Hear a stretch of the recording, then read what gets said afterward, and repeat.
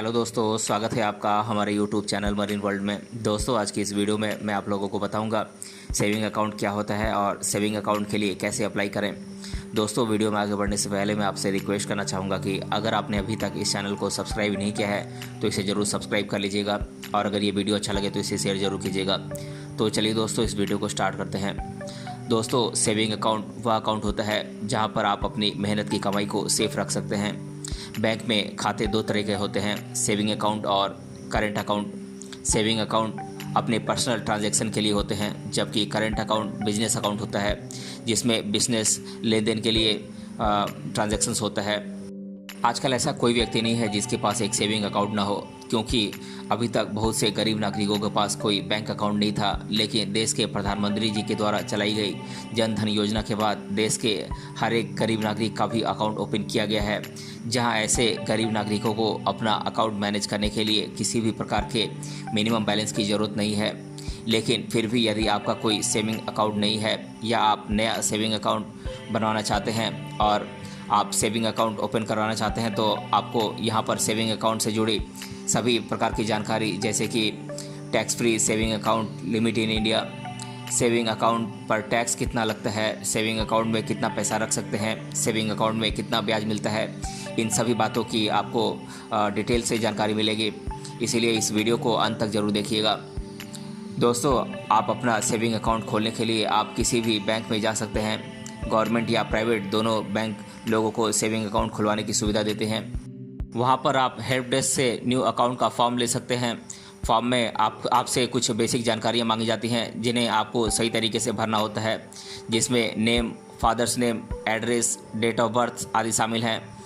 Form में आपको यह भी ऑप्शन दिया रहता है कि आपको बैंक अकाउंट खुलवाने के साथ चेकबुक और एटीएम भी चाहिए या नहीं। अगर चाहिए होता है तो उस फॉर्म में इसकी भी जानकारी देनी होती है। दोस्तों, फॉर्म पर आपको मोबाइल बैंकिंग और इंटरनेट बैंकिंग का ऑप्शन दिया रहता है। इस फॉर्म में एसएमएस अलर्ट का भी ऑप्शन होता है। आपको चाहिए कि जब भी आप फॉर्म भरें तो आप सही मोबाइल नंबर ही डालें, जिससे जब भी आपके अकाउंट से कोई पैसे क्रेडिट या डेबिट होते हैं तो आपको मोबाइल पर एसएमएस के द्वारा सूचित किया जाता है। दोस्तों, किसी भी बैंक में न्यू अकाउंट खुलवाने के लिए ज़रूरी है कि आपके पास किसी प्रकार का सरकारी पहचान पत्र होना चाहिए। पहचान पत्र के रूप में आप PAN card, voter ID, passport, Aadhaar card आदि में से कोई एक दे सकते हैं। साथ ही आपके पते की पहचान यानी कि एड्रेस प्रूफ के लिए आप अपना electricity bill, telephone bill, gas के बिल आदि में से किसी एक का प्रयोग कर सकते हैं। इसके साथ ही आपको फॉर्म के साथ आपके पास 2 न्यू पासपोर्ट साइज फ़ोटोग्राफ होनी चाहिए। आप इन सभी डॉक्यूमेंट्स के साथ किसी भी बैंक में एक नए सेविंग अकाउंट खुलवाने के लिए आवेदन कर सकते हैं। दोस्तों, हर बैंक न्यू अकाउंट खुलवाने के लिए एक निश्चित राशि पहले से तय रखते हैं। हर बैंक में यह अलग अलग होता है। सरकारी बैंकों में सेविंग अकाउंट के लिए यह राशि 1000 रुपये तक भी हो सकती है, जबकि कुछ प्राइवेट बैंकों में जीरो बैलेंस पर भी न्यू सेविंग अकाउंट ओपन हो जाता है। इस राशि को बैंक आपके ही अकाउंट में जमा कर देती है, लेकिन शुरुआत में उतनी राशि अपने अकाउंट में जमा करना ज़रूरी होता है। दोस्तों, बैंक में किसी भी प्रकार का अकाउंट होना फ़ायदेमंद होता है, जिसमें सेविंग अकाउंट होने के बहुत फ़ायदे हैं। आप अपने पास जो राशि बचाते हैं उसे आप सुरक्षित बैंक में रख सकते हैं और ज़रूरत पड़ने पर आप उस राशि का उपयोग भी कर सकते हैं। सेविंग अकाउंट निजी भुगतान में भी फ़ायदेमंद होता है। सेविंग अकाउंट में ब्याज मिलता है और ब्याज पर टैक्स भी लगता है।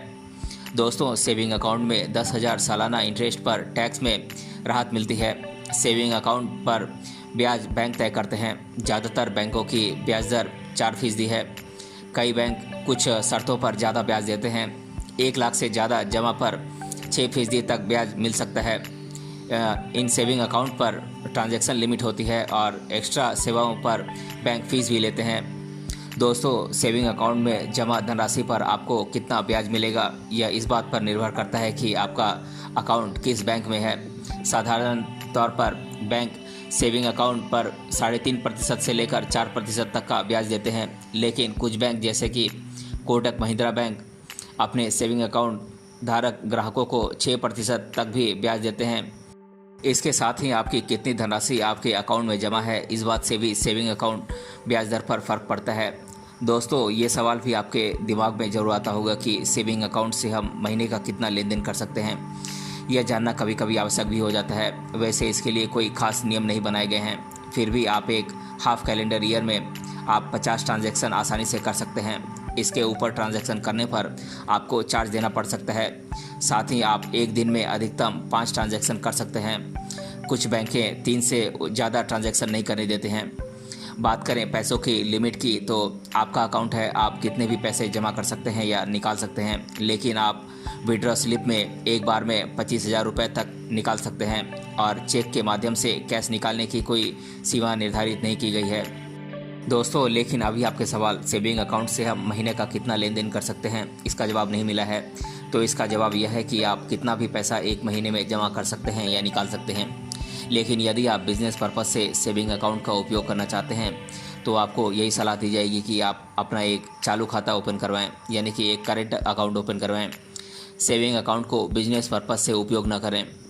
दोस्तों जब भी आप न्यू अकाउंट खुलवाएं तो आप बैंक के रूल्स एंड रेगुलेशन को ज़रूर अच्छी तरीके से पढ़ लें। आपको अकाउंट ओपन करने के लिए आपके पास एक पैन कार्ड होना आवश्यक है। अगर आप अपने खाते के साथ पैन कार्ड नहीं देते हैं तो आपको फॉर्म 60 या 61 को भरना होता है। अब नए नियम के अनुसार आपको अपने खाते से अपना आधार कार्ड भी लिंक करवाना ज़रूरी है, क्योंकि सरकार द्वारा दी जाने वाली छूट या अन्य लाभ आपसे आपके खाते में आधार कार्ड लिंक होने के बाद मिल सकती है, जैसे कि एलपीजी सिलेंडर पर मिलने वाली छूट आदि। दोस्तों अगर आपको किसी गवर्नमेंट बैंक में सेविंग अकाउंट खुलवाना है तो आपको किसी एक व्यक्ति या 2 व्यक्ति को पहचानकर्ता के रूप में बताना होगा जो उसी बैंक का पुराना खाता धारक हो। अगर आपके पास ऐसा परिचित व्यक्ति नहीं है जो उस बैंक का खाता धारक है तो आप ऐसी स्थिति में बैंक मैनेजर से संपर्क कर सकते हैं। दोस्तों आजकल आप अपने एटीएम कार्ड से खरीदारी भी कर सकते हैं।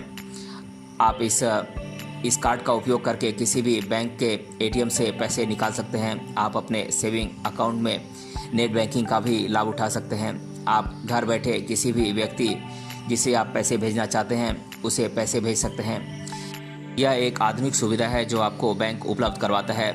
इस प्रक्रिया का उपयोग करके किसी भी बैंक में न्यू अकाउंट के लिए आप आवेदन कर सकते हैं और अपना खाता खुलवा सकते हैं, और आपको पासबुक, चेकबुक, एटीएम कार्ड आदि जो भी चाहिए आपको दे दिया जाता है।